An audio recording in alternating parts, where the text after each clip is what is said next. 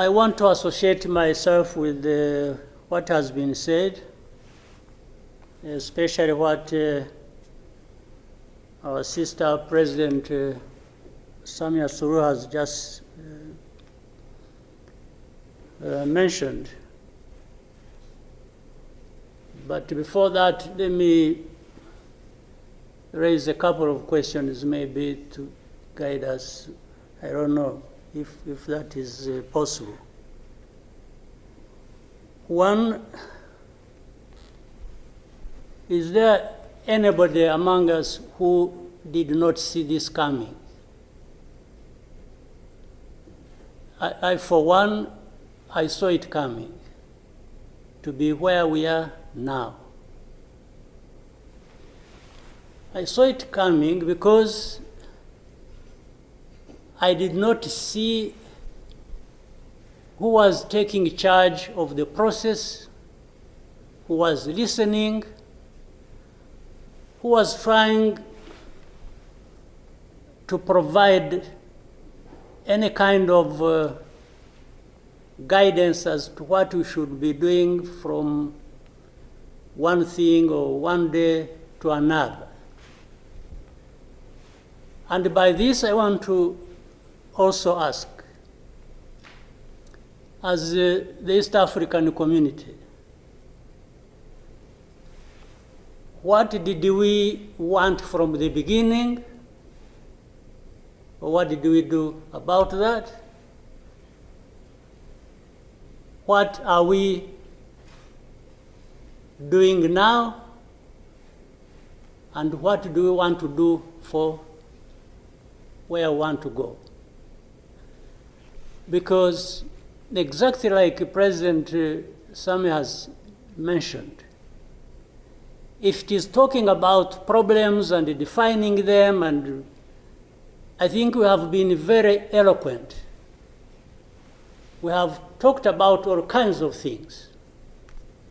But when do we match what we are saying and what we are doing so that we get to what we want? When do we come to that? I haven't seen it. President, I asked last time in our meeting, the last summit, where is East African community, or does it exist? And exist for what? By the way, even now, the person or the country we are talking about is not represented as we are discussing. And it is supposed to be, the country is supposed to be part of East Africa, but nowhere to be represented. So I'm not sure what bearing what we are discussing has on what happens in the process of finding a solution in this country. I'll move on.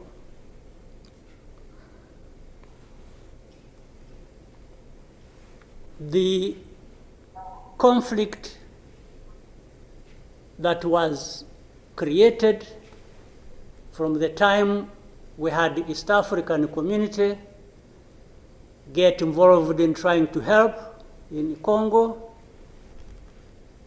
and later on when the East African force was trying its best and we are seeing progress, Tshisekedi decided they are not doing what he wanted and went to SADC.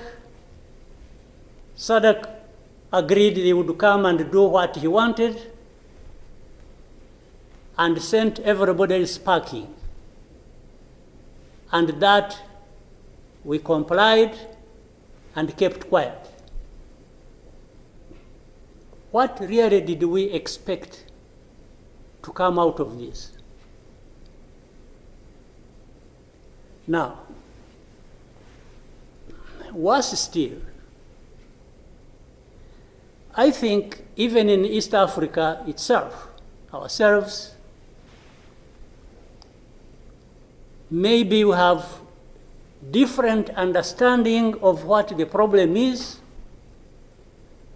and we have never come together to agree or even disagree and find a way to come together finally to do what we ought to do to deal with this problem. Or we simply decided, each country, to move on its own with a different agenda arising out of involvement or whatever in Congo, and that was enough. If your interests were catered for by Tshisekedi, that was fine, even if the others' interests or concerns were not taken care of. You can imagine, therefore, what chaos comes out of that kind of situation. We are, on one hand, assuming or pretending we are coming together over an issue and trying to find a solution, while at the same time, each country is pulling in its own direction, different from the others. This is the fact of the matter. Now, but even if we were doing everything right, all of us, nothing is going to come out of it until those mainly concerned are also part of it and participating and contributing to the success of the process through which they are getting the support. But if the parties decide or accept to be manipulated, because, and by the way, that's exactly what happened. And I think in Congo, there are experts for doing that. They would go to one party and promise them something, and then they would decide to keep quiet about what is obviously going to result into problems like we are seeing now. For the last 2 days, on Monday and today this morning, I spoke with the president of South Africa, who sought me out to speak with me on this matter because of their involvement in Eastern Congo. And he's also there pretending to be playing a peacemaker role. And he has a force that has been fighting alongside FDLR and has been fighting the M23 on the instructions of Tshisekedi, because these are people who are not supposed to be in Congo, that these are from Rwanda, or the M23 are not Rwandans, please. These are Congolese, and one time he accepts it, then another time he says no, part of it is yes, and then the other part is from Rwanda, and these are He keeps on going. And how do we, leaders of our own countries, accept this to go on forever and just accept that we shall be manipulated by Tshisekedi or whoever is supporting him? And South Africa dares even issue threats about what is likely to happen after that, and so on and so forth. Of course, we will see what threats they are talking about. Maybe they should have done that exactly for which they have been issuing threats. They should have done it to clean up the mess in Eastern Congo or to fight back those who have been trying to clean up the mess. So then you have the whole international community just confused. They talked about Rwanda, they talked about the Nairobi process. Honestly, even here, maybe you will help me understand what all this means. The processes became an end in themselves. And the people leading these processes became more important than the results of the processes. The Nairobi process became a Uhuru process. Then the Rwanda process, it's like you can't say anything that will displease President Lorenzo. Definitely, this does not help deal with such a serious matters as we are faced with today. That in the end, just because they can't be addressed, we have such a situation that, like we have now. And if anybody, and above all, I don't understand how Tshisekedi keeps thinking that he will resolve the problems to do with rights of people militarily. Kill them, shoot them, bring in forces that are ready to help, like especially Burundi. Well, I don't know whether that has been helpful for the last few days or weeks. They have been doing that. So I want us to, Chairman, Your Excellencies, I want us, whatever we are saying and whatever we intend to do, we capture the context rightly and then proceed based on that, and maybe we can get somewhere. But otherwise, if we keep saying good things, saying that, and to each other being nice, and then each one fulfilling their own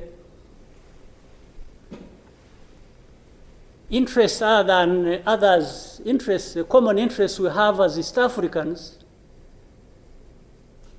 then I don't see how we are going to contribute effectively to finding a solution. But really, to have even had East African community expelled from Eastern Congo and everybody complied and then there was quiet, it's as if it was normal or that is okay. Everything dictated by the country or the person we are trying to help. I didn't understand that. And that's where we are now. That's how we are here, where we are. So let me maybe for now stop here. I would really want to hear advice of others, but I think it's not just a plaything. It's not, it's a serious matter, evidently, because it consumes people's lives. And the other day, 2-3 days ago, we lost people. There was a lot of sharing from Eastern Congo, from Goma, and killed a dozen people and injured hundreds. We will definitely take care of that. There's no question about it. Or, like he did, he didn't want East African community because they were not doing things the way he wanted, even if it was not right.